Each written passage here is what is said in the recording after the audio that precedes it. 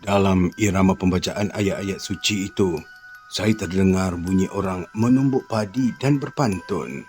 Terdengar kokokan ayam dan hidung saya terbau nasi dan bau gulai.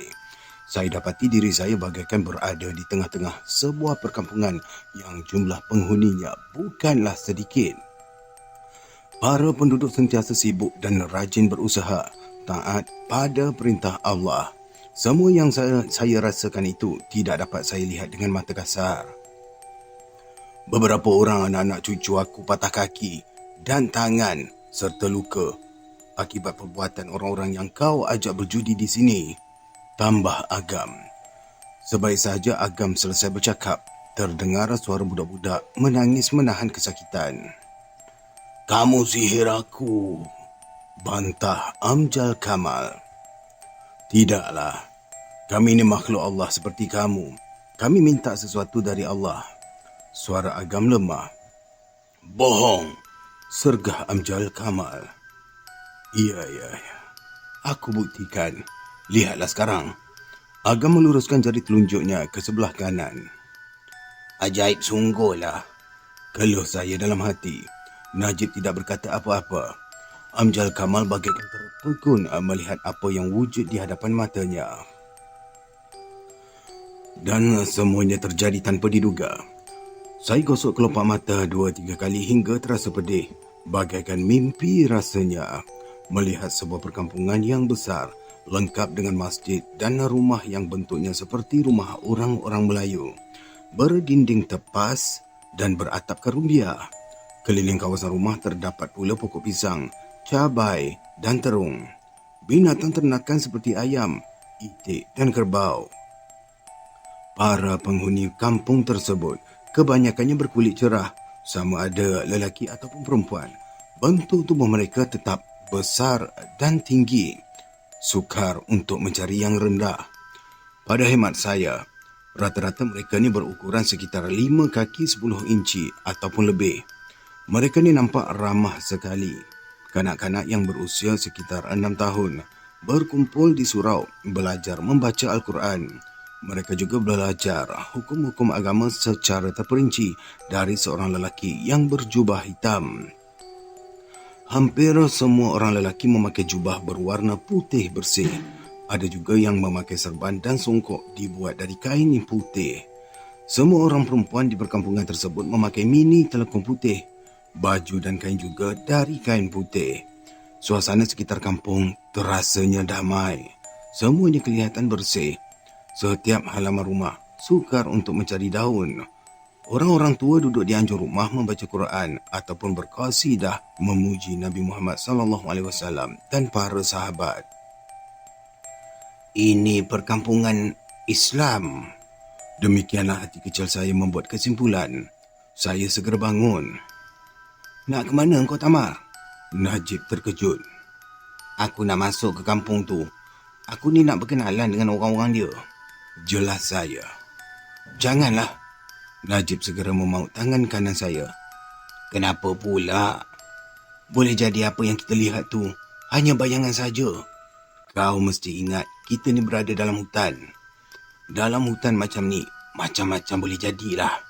Najib mengingatkan saya. Aku nak pergi. Saya membuat keputusan yang amat nekat. Saya cuma melangkah. Tiba-tiba sahaja, pangkal paha sebelah kanan saya terasa sakit. Kedua-dua belah bahu saya seperti dihempap dengan benda yang berat. Saya tak berdaya untuk berdiri dan terus terjatuh. Apa yang saya alami tidak mematahkan niat saya untuk pergi ke tempat tersebut. Makin berkobar-kobar semangat saya mahu pergi ke kampung tersebut. Semakin hebat sakit di pangkal paha kanan saya.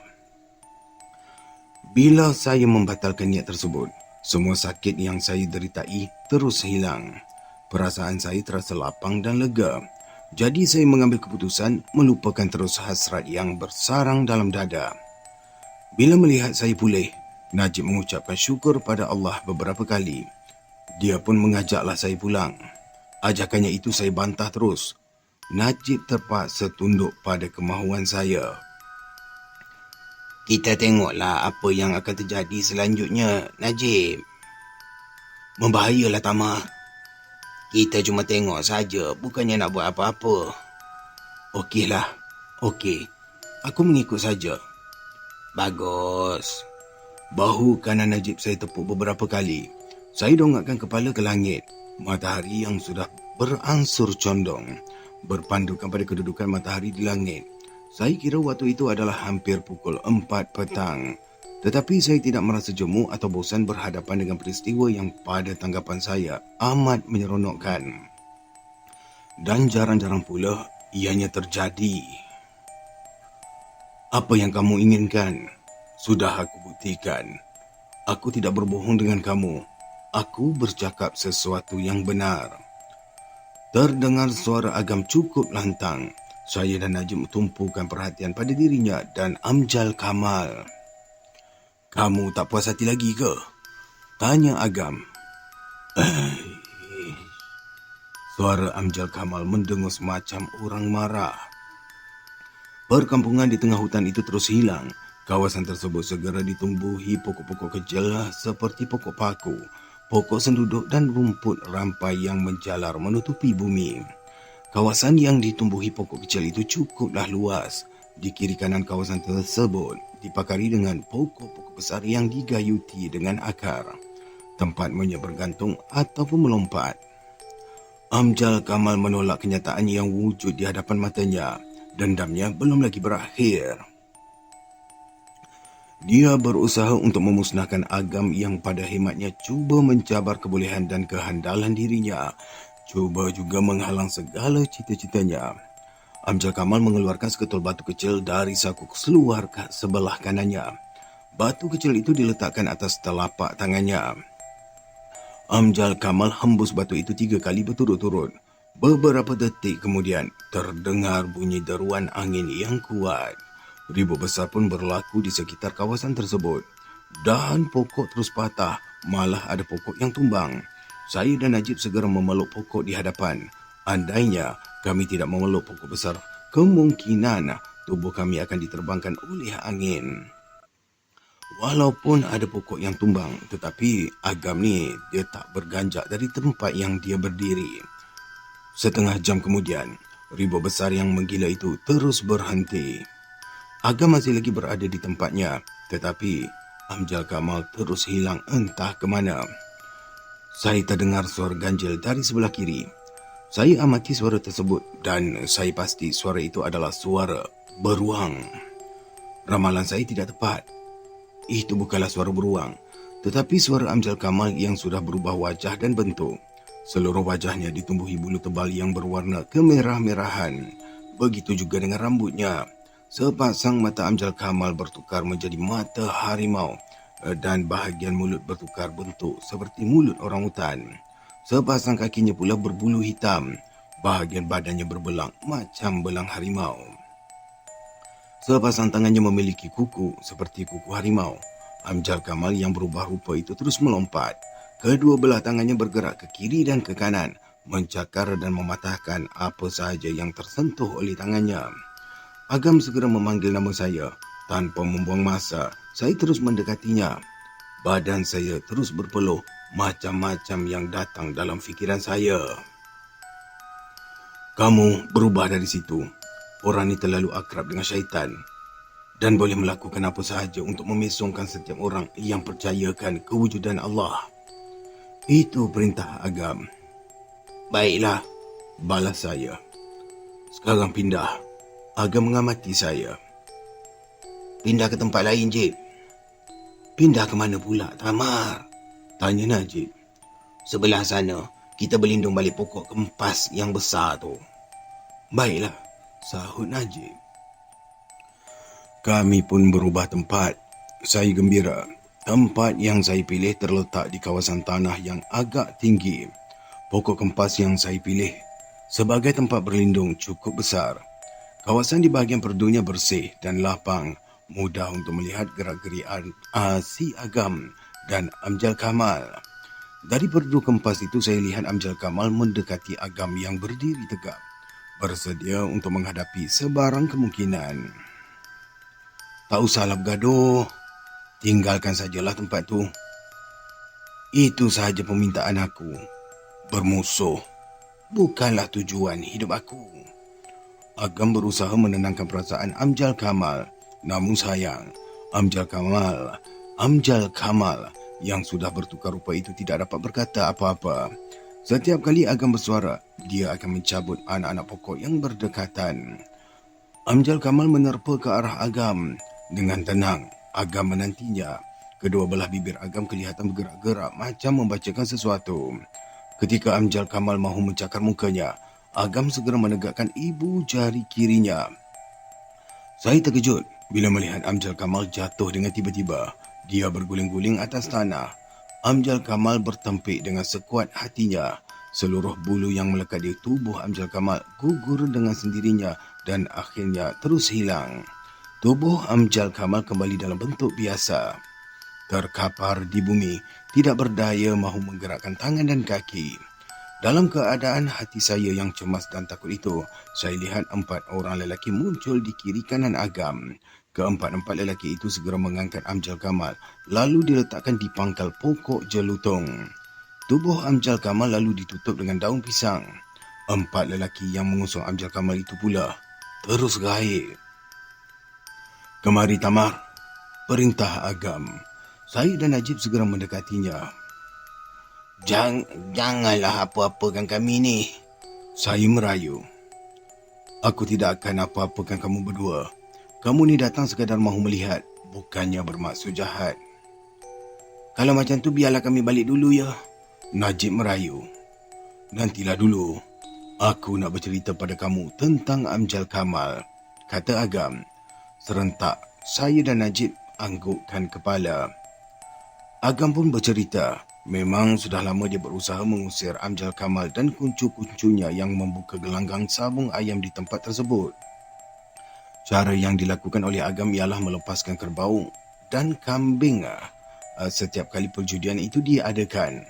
Kadang-kadang dia sendiri memunculkan diri dalam bentuk manusia yang bertubuh besar dan hitam legam. Tetapi semuanya yang dilakukan itu tidak mendatangkan kesan. Amjal Kamal cukup keras kepala.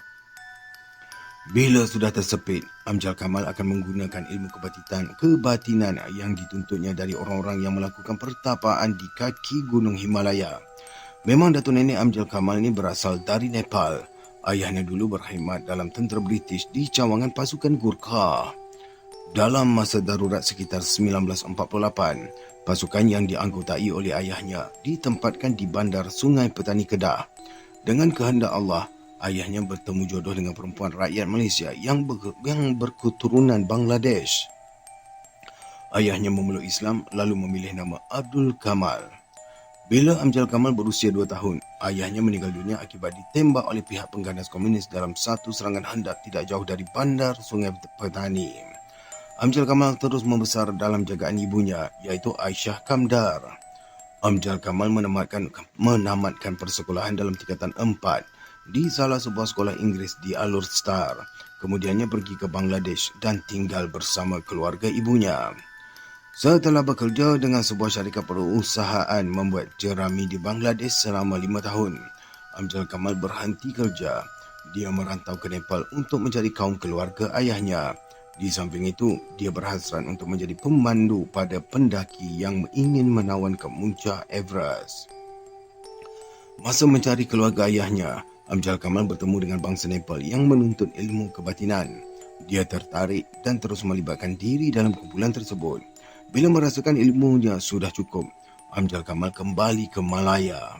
Dia melakukan berbagai-bagai pekerjaan. Antara pekerjaan yang paling diminatinya ialah menyelundupkan beras dari Thailand ke Malaysia. Dia juga menjalankan kegiatan judi 4 ekor secara haram. Padang Besar Perlis, Padang Besar di Perlis, Bukit Kayu Hitam di Kedah dan Rantau Panjang serta Pengkalan Kubur di Kelantan adalah tempat yang sering digunakan oleh Amjal Kamal untuk menyeludup beras, ganja dan sebagainya. Supaya rancangannya berjalan dengan lancar, dia memberi rasuah kepada pihak yang tertentu. Mungkin kerana faktor usia ataupun mungkin kerana tindakan tegas dari pihak kerajaan membuatkan Amjal Kamal merasakan menjadi penyeludup tidak selamat. Dia pun membuka langkah lain untuk menampung kehidupannya. Salah satu dari caranya mengadakan judi sabung ayam. jadi perompak dan pecah rumah dengan ilmu pukau. Agam meraba pangkal kening kirinya. Saya lihat dia cukup tenang dan wajahnya membayangkan kepuasan yang teramat sangat. Ya, dia ni memang hebat lah. Najib mengeluh. Ya, dia memang hebat. Dia memang hebat. Dia juga kepala mencuri kereta dan motosikal untuk dihantar ke Siam. Semua kerja-kerja yang dibuatnya tu, saya tak peduli. Saya tak kisah. Suara Agam mula meninggi. 2-3 kali dia mengeluh. Matanya menatap wajah saya. Jadi, apa sebab sebenar yang awak marahkan dia? Soal Najib. Saya marah bila dia mencemar kampung halaman kami dengan membuka gelanggang sabung ayam. Ada masanya dia bawa perempuan Siam tidur di punduknya.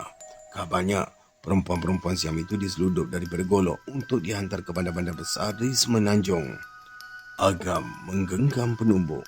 Dadanya kelihatan berombak melepaskan nafas yang berbaur dengan kemarahan. Saya dan Najib diam. Kami berpandangan dan keberatan untuk mengajukan sebarang pertanyaan. Pada hemat saya, biarkan dahulu hati dan perasaan Agam tenang. Bila sudah tenang, mudahlah bercakap dengan dia dan tentu bersedia menjawab apa-apa pertanyaan dari kami. Saya melihat ada langit kembali. Awan putih terus berarak. Sayup-sayup terdengar suara gagak di hujung rimba. Burung helang tetap terbang rendah bermain angin ketika sinar matahari mula redup. Kau orang ni baliklah dulu. Jangan ceritakan pada sesiapa apa yang kamu tengok di sini. Agam menggaru pangkal lehernya berkali-kali. Ekor matanya menjeling tajam ke arah beberapa helai daun tua yang gugur.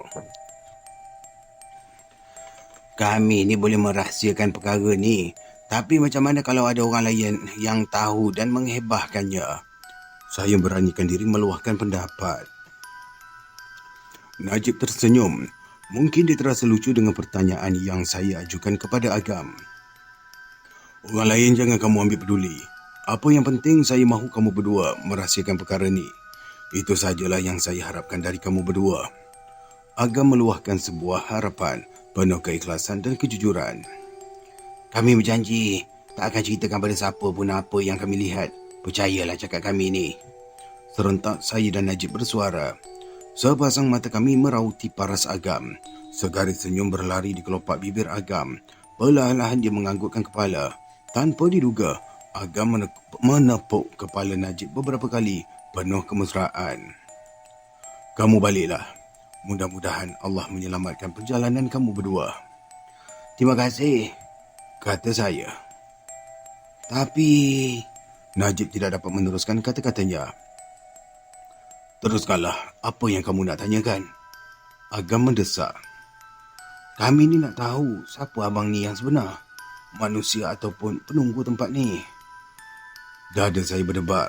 Memang di luar dugaan saya yang Najib boleh mengemukakan pertanyaan demikian. Saya kira pertanyaan itu agak keterlaluan dan bersifat peribadi. Boleh menimbulkan kemarahan kepada Agam. Saya ni adalah hamba kepada Allah seperti kamulah. Saya bukannya penunggu seperti apa yang kamu fikirkan. Saya ni ada kampung halaman sendiri. Itu sajalah yang dapat saya terangkan. Ujar Agam dengan wajah yang tenang. Abang tak berbohong kan? Najib minta kepastian. Kamu ni tak percaya ke dengan apa yang aku katakan? Agam menyoal Najib kembali. Saya lihat Najib mati akal. Dia tidak dapat menjawab pertanyaan tersebut. Saya kenyitkan mata ke arah Najib, beri isyarat supaya jangan mengemukakan sebarang pertanyaan kepada Agam. Macam mana? Ada apa-apa yang mahu kamu tanyakan pada saya? Soal Agam lagi. Serentak saya dan Najib menggelengkan kepala. Saya lihat Agam menarik nafas yang panjang, tanda lega dan berpuas hati. Kamu berdua baliklah. Si Amjal Kamal sudah pun saya suruh orang-orang saya menghantarnya ke tepi jalan raya. Tambah Agam dengan nada suara yang lembut. Dia mengulurkan tangan kepada Najib untuk bersalaman. Agam hulurkan tangan kepada saya. Ketika bersalaman dengannya, terasa telapak tangan Agam cukup lembut macam kapas. Kamu mesti ingat, dalam dunia ni tak ada satu pun yang kekal. Setiap manusia ada kelebihan dan kekurangannya. bisik Agam ke telinga saya. Saya faham. Segera saya menganggukkan kepala. Baguslah kalau kamu dah faham. Semoga hidup kamu ni diberkati oleh Allah. Kita semua adalah hamba Allah yang tertakluk pada peraturan yang ditetapkan. Peraturan apa pula? Mulut celupar Najib terus mengajukan pertanyaan. Agam tersenyum. Setiap kali tangan saya diguncangnya, hati saya terasa aman dan damai sekali. Kita ni orang Islam. Kalau mahu hidup bahagia dan tenteram, patuhilah ajarannya. Berjanjilah untuk jadi orang Islam yang baik, patuh pada hukum-hukum yang ditetapkan. Dalam keadaan yang suntuk itu, Agam masih lagi memberikan nasihat pada saya dan Najib. Jangan sesekali menambahkan hukum yang ada dengan hukum baru. Sambung Agam lagi. Kalau ditambah macam mana? Tanya saya. Untuk apa menambah hukum dan ajaran yang sudah ada? Untuk apa? Soal Agam. Matanya menatap wajah saya. Untuk mencari Allah, untuk mengenalinya serta mendampinginya, sahut Najib dengan penuh keyakinan. Agam menggelengkan kepala. Ramai manusia yang binasa dan sesat kerana mahu mencari Allah serta mahu mendampinginya. Agam jegalkan biji mata ke arah saya dan Najib. Kemudian Agam mendongakkan kepala merenung ke arah awan yang berarak lembut. Kenapa yang kata macam tu? Perbuatan mereka kan baik, ujar saya. Kerana mereka ni terlalu gairah, mahu mencari Allah. Mereka lupa pada diri mereka yang sebenar tanpa disedari. Mereka ni melakukan amalan yang bertentangan dengan ajaran agama yang sebenar. Niat suci mereka menjadi sebaliknya. Agam menarik nafas panjang. Telapak tangan saya yang digenggam segera dilepaskannya. Agam sandarkan tubuhnya ke pangkal pokok yang berhampiran dengannya. Buat beberapa saat, saya dan Najib saling berpandangan. Suara burung liar terus berkicau. Sesungguhnya, Allah sentiasa mendekati kita bila kita berpegang teguh pada ajaran Quran dan hadis. Ikut segala hukum dan peraturan yang dah ditetapkan. Agam melanjutkan kata-kata dengan penuh tenang dengan keyakinan. Begitu, keluh Najib. Apa yang diharapkan semoga kamu tidak akan tersesat dalam mencari kebenaran Allah. Selalulah bertanya pada alim ulama dan orang yang pandai dalam hal agama bila menghadapi sesuatu masalah. Lanjut Agam lagi. Kalau belajar dari buku dalam hal-hal selok belok agama, boleh tak? Najib bertanya. Boleh. Sebaik-baiknya cari orang yang pandai untuk kita jadikan tempat rujukan. Jangan terlalu berharap pada buku semata-mata. Sebabnya, belajar hal agama mestilah berguru dan guru itu mestilah yang benar-benar arif. Jangan guru sebarangan. Agam mengingatkan saya dan Najib. Agam berpusing ke kanan, maju 2 tapak ke arah pokok besar. Dia berhenti di situ untuk beberapa saat. Agam berpaling ke arah saya dan Najib. Baliklah. Semoga Allah melindungi kamu berdua dalam perjalanan. Soal Amjal Kamal sudah saya suruh orang-orang saya menguruskannya, kata Agam lagi sambil mengangkat tangan kanannya separas telinga kiri. Dia tetap mempamerkan senyuman pada kami. Terima kasihlah atas nasihat, jerit saya. Sama-sama, sahut Agam. Dia ketawa kecil mempamerkan gigi putihnya yang rapi. Agam berpusing ke kiri, lalu membungkukkan badannya macam mencari sesuatu di celahan pepohon renek. Saya dan Najib terdengar bunyi suara orang batuk dari arah belakang. Kami segera menoleh ke arah tersebut. Tak ada tubuh manusia yang wujud di situ. Saya dan Najib merenung ke arah Agam kembali. Aneh, Agam hilang dari pandangan kami. Dia hilang entah ke mana. Sukar untuk dikesan. Najib cuba melaung-laungkan namanya. Tak ada jawapan yang diperolehi. Kicau burung kian rancak. Sayup-sayup terdengar suara orang membacakan Quran dalam hutan yang tebal dengan pepohon besar. Saya dan Najib jadi cemas. Bulu tengkuk terasa kembang. Kita tak boleh jadi ni. Tak boleh jadi dah kita ni, tak boleh jadi. Keluh saya. Kita masih cabut ni. Tak boleh lama-lama kat sini ni. Jawab Najib. Suara saya terkulum. Saya tersentak mendengar bunyi suara monyet menjerit macam dikejar sesuatu. Serentak dengan itu, saya melihat sekawan gagak terbang rendah sambil berbunyi dengan nyaring. Mari. Saya terus menarik tangan Najib.